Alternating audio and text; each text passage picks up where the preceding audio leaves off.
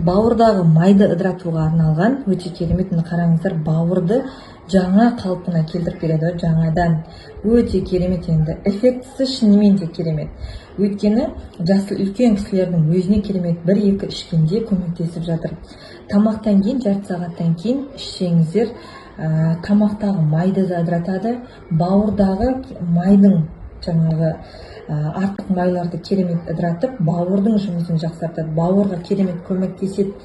Аптектегі дәрілерді алып, күнделікті ішіп, қиналып жүрген жандар өте көп қой. Негізі бауырдан өте көп проблемалар бар.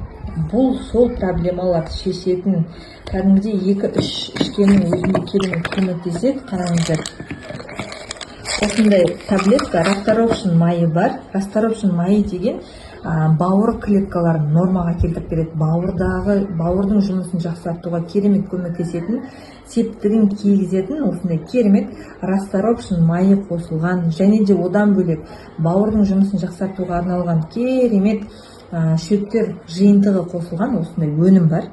Осыны күнделікті тамақтан кейін ішетін болсаңыздар, бауырға көмектеседі. Бауырдың жұмысын 100% нормаға келтіріп береді. Сосын бауырдағы инфекциялық аурулар, неше түрлі аурулар бар ғой, соларды жоюға көмектеседі. Бауырға, в общем, керемет көмектесетін өнім.